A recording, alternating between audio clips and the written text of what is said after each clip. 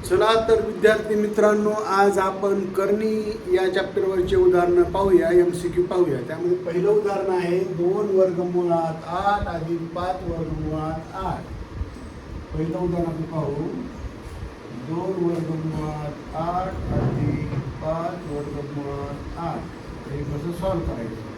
त्याच्यामध्ये वर्गमुळात 8 दोन्हीकडे सेम असल्यामुळं आपण ते वर्गमुळातले 8 जे आहेत ते कॉमन घेऊ शकतो।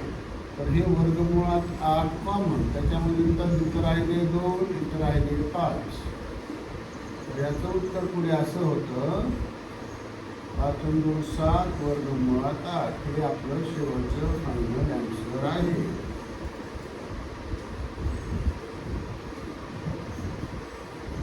हे आहे फायनल आन्सर। हे दुसरं उदाहरण पाहूया आपण, दुसरं 10 वर्गमुळात 5 अधिक 8 वर्गमुळात 5।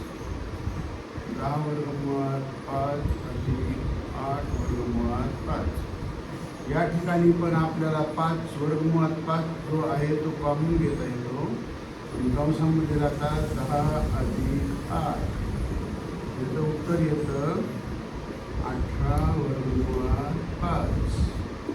आणि लक्षात, तर हे दुसरं उदाहरण आहे, याच्यामध्ये 8 वर्गमुळात 5 हे उत्तर आलेलं आहे। झालं।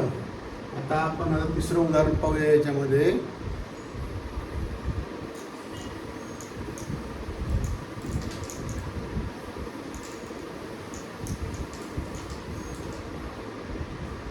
आठ वर्गमुळात 3 मायनस 15 वर्गमुळात 3।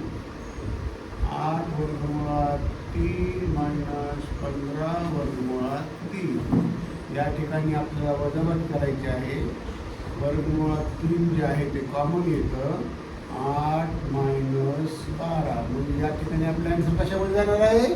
मायनसमध्ये जाणार आहे, कारण छोट्या संख्येतून आपण मोठी संख्या जी आहे ती मायनस करत आहोत। या ठिकाणी आपल्याला उत्तर मिळतं -4 वर्गमुळात 3। हे झालं आपलं फायनल उत्तर। आणखी आपण याच्यावरचे उदाहरण पाहूया।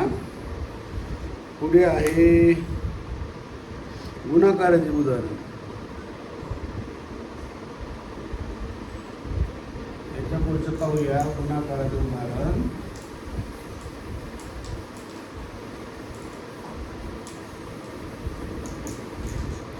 त्याच्यामध्ये येतं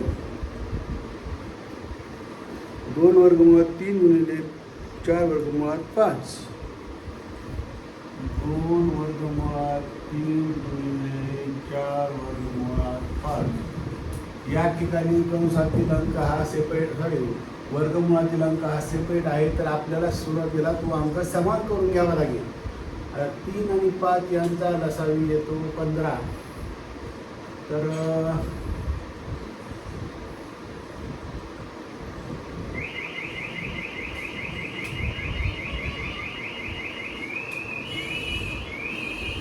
या ठिकाणी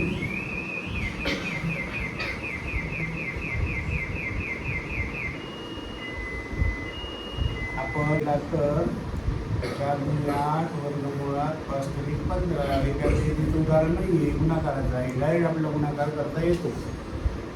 तरी आपल्याला जर हा टॉपिक चांगला वाटला असेल तर लाईक करायला विसरू नका व त्याचबरोबर असेच व्हिडिओ पाहण्यासाठी सबस्क्राईब करायला सुद्धा विसरू नका। धन्यवाद।